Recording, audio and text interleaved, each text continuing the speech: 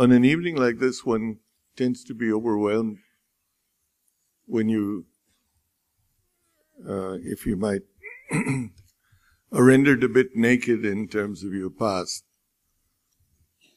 And even more embarrassing when what one has to say is nice and flowery. So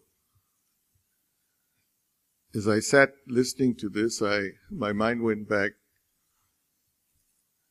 to the late 80s, where we had all come to believe that J.R.D. Tata, whom I got to love and adore almost like a father, was immortal, and one didn't think of what the Tata Group would be without him. And then one day all of that changed, and he called me in and he told me he decided to step down. He was 90 years old, and that I would take over. And I'd had the same sense of being lost when I was 17 years old and started flying. The day the instructor climbed out of the plane and said, "Okay, you're good enough to solo." And I said, "No, maybe I'm not ready." And I had the same feeling the day Jay did that.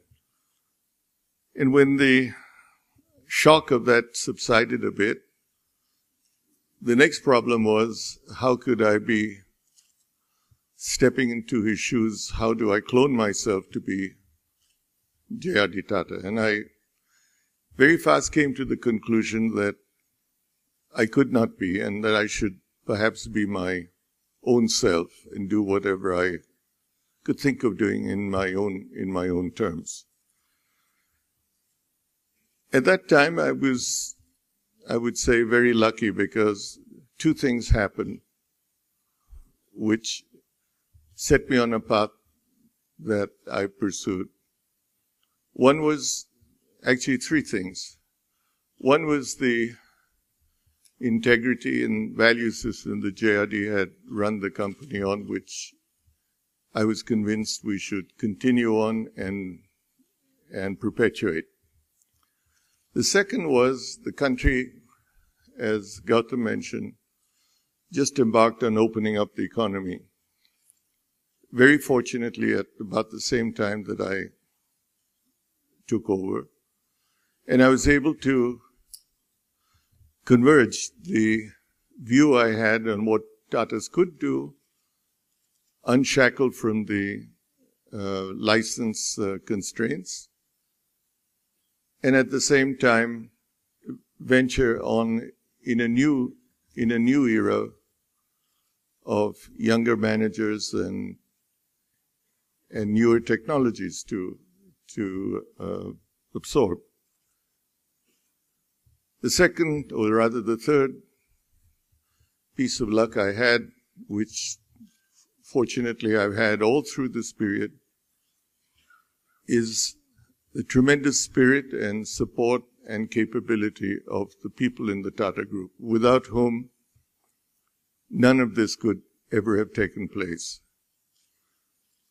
So, as I look back,